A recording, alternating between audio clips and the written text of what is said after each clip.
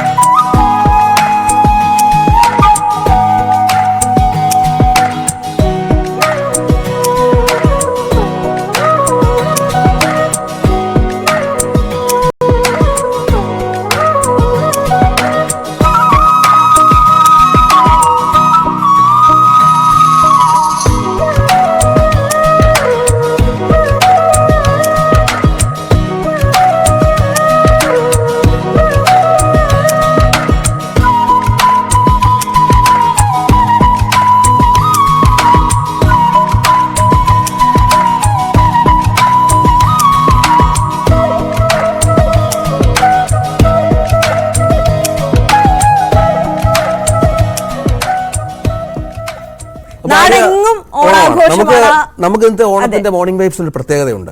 ഒരു കൂട്ടം കലാകാരന്മാർക്കൊപ്പമാണ് നമ്മൾ ഈ മോർണിംഗ് വൈബ്സ് അടുത്ത 1.5 മണിക്കൂർ കൊണ്ടുപോകുന്നത്. അവര് ഓണം എന്ന് പറഞ്ഞാൽ തന്നെ കൊട്ടും പാട്ടും ആഘോഷവും ആവേശവും ഒക്കെയാണ്. അപ്പൊ ആ ഒരു കളർഫുൾ സംഭവം അല്ലെങ്കിൽ ആ ഒരു കളർഫുൾനെസ് നമ്മൾ പ്രേക്ഷകരിലേക്ക് എത്തിക്കണമല്ലോ മോർണിംഗ് വൈബ്സിലൂടെ. രാവിലെ തന്നെ ഇങ്ങനെ അടിച്ച് പൊളിച്ച് തന്നെ തുടങ്ങുന്നതാണ് ഓണത്തിന്റെ ഒരു വൈബ് എന്ന് പറയുന്നത്. തിരുവനന്തപുരത്ത് ദൃശ്യവേദി, തിരുവനന്തപുരത്തെ ഒരു കൂട്ടം കലാകാരന്മാരുടെ ഒരു കൂട്ടായ്മയാണ് ദൃശ്യവേദി.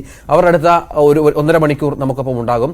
നാടൻ പാട്ട് കലാകാരന്മാരാണ്. ഒപ്പം അവരുടെ പെർഫോമൻസുകളും കലാരൂപങ്ങളും ഒക്കെ അവതരിപ്പിച്ചുകൊണ്ടുള്ള പ്രത്യേക തരത്തിലുള്ള വാർത്തകൾക്കിടയിൽ നമുക്ക് ആനന്ദദായകമായ ആ കാഴ്ചകൾ കൂടി ഉണ്ടാകും വരുന്ന മോർണിംഗ് വൈബ്സിലെ സമയത്ത് എന്നത് പ്രധാനമാണ്. അതിന് നമുക്ക് ആറന്മുള ക്ഷേത്രത്തിലേക്ക് പോകാം അല്ലെ? അതെ, ആറന്മുള ക്ഷേത്രത്തിലെ തിരുവോണ സദ്യക്കുള്ള വിഭവങ്ങളുമായി തിരുവോണത്തോണി എത്തിക്കഴിഞ്ഞു. ശനിയാഴ്ച വൈകിട്ട് കാട്ടൂർ മഹാവിഷ്ണു ക്ഷേത്രക്കടവിൽ നിന്നുമാണ് തിരുവോണത്തോണി പുറപ്പെട്ടത്. കോട്ടയം കുമാരനല്ലൂർ മങ്ങാടില്ലത്തെ അനൂപ് നാരായണ ഭട്ടതിരിയാണ് ഇക്കുറി തിരുവോണ സദ്യക്കുള്ള വിഭവങ്ങളുമായി തിരുവോണത്തോണിയിൽ എത്തിയത്. ഭക്തിനിർഭരമായ പ്രൗഢഗംഭീരമായ അതിന്റെ എല്ലാ തനിമകളും നിലനിർത്തുന്ന ഒരു ചടങ്ങ് കൂടിയാണ് തിരുവോണത്തോണിയുടെ തിരുവോണ വിഭവങ്ങളുമായുള്ള തിരുവോണത്തോണിയുടെ വരവ്.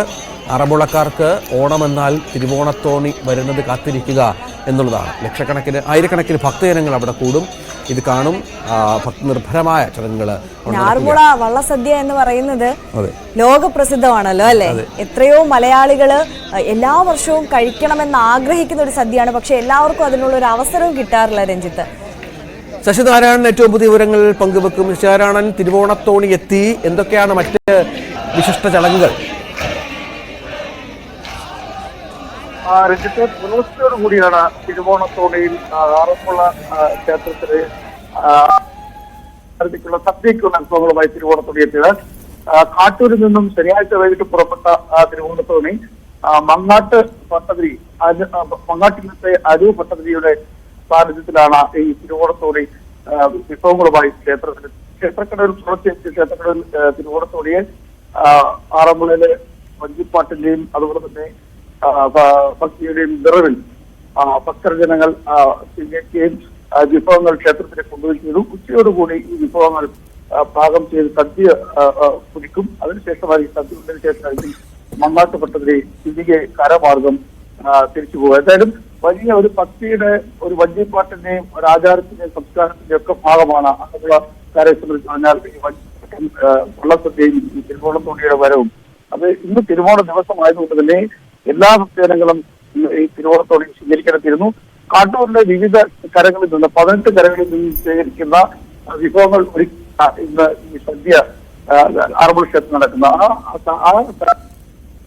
തന്നെ കാട്ടൂർ 18 നായന്മാരുടെ അന്നും കൂടി തിരുവോണത്തോണിയുടെ കൂടെ ഒപ്പം മങ്ങാട്ട് പട്ടതിരിയുടെ മങ്ങാട്ടിൽ നിന്ന് വരുന്ന അനുഭവ പദ്ധതിയുടെ കൂടെ തന്നെ ഉണ്ടാവും. അത് വർഷങ്ങളായിട്ടുള്ള നൂറ്റാണ്ടുകളായിരിക്കുന്ന പാരമ്പര്യമായി നടന്നുകൊണ്ടിരിക്കുന്ന ഒരു തരംഗമാണ്. ആറന്മുളക്കാരെ സംബന്ധിച്ച് പറയാൻ ഓണത്തിനേക്കായി ഏറ്റവും വലിയ അവർ ഏറ്റവും കൂടുതൽ ആലപ്പുഴയുമായി ബന്ധപ്പെട്ടിരിക്കുന്ന ഇതുമായി ബന്ധപ്പെട്ടിരിക്കുന്ന ചടങ്ങുകളിലാണ് ഒരു ഭാഗം. ശശിനാരായണ വിവരങ്ങൾ പങ്കുവെക്കുന്നത്. ആറന്മുളയിൽ തിരുവോണത്തോണി എത്തി, ഭക്തജനങ്ങൾ തിരുവോണത്തോണിയെ സ്വീകരിച്ചു. വിഭവങ്ങളുമായി ആറന്മുള തപ്പനുള്ള വിഭവങ്ങളുമായാണ് തിരുവോണത്തോണിയിൽ ഓണവിഭവങ്ങളുമാണ് എത്തുക. അത് എല്ലാ കാര്യങ്ങളും കാണും. നമുക്കറിയാം 64-69 കൂട്ടമൊക്കെയാണ് ഈ ആറന്മുള സദ്യക്ക് വിളമ്പുന്നത്. അതിനനുസരിച്ചുള്ള വിഭവങ്ങളുമായാണ് എല്ലാ സംഗതികളും ഉണ്ടാകും. പച്ചക്കറി മുതൽ എല്ലാ സാധനങ്ങളും പഴവർഗ്ഗങ്ങളും മുതലെല്ലാം ഈ തിരുവോണത്തോണിയുടെ ഭാഗമായി ആറന്മുള ക്ഷേത്രത്തിലേക്ക് എത്തിക്കാറുണ്ട് എന്നുള്ളതാണ്. ഓണവുമായി ബന്ധപ്പെട്ട ഇത്തരത്തിലുള്ള ആചാര അനുഷ്ഠാനങ്ങളും നമ്മുടെ കേരളത്തിന്റെ വിവിധ ഭാഗങ്ങളിൽ പല രീതിയിലാണ് ആചരിക്കാറുള്ളത്. പത്തനംതിട്ടയുടെ ഒരു പ്രത്യേകതയാണ്, ആറന്മുളയുടെ ഒരു പ്രത്യേകതയാണ് നമ്മൾ കണ്ടത്. പിന്നെ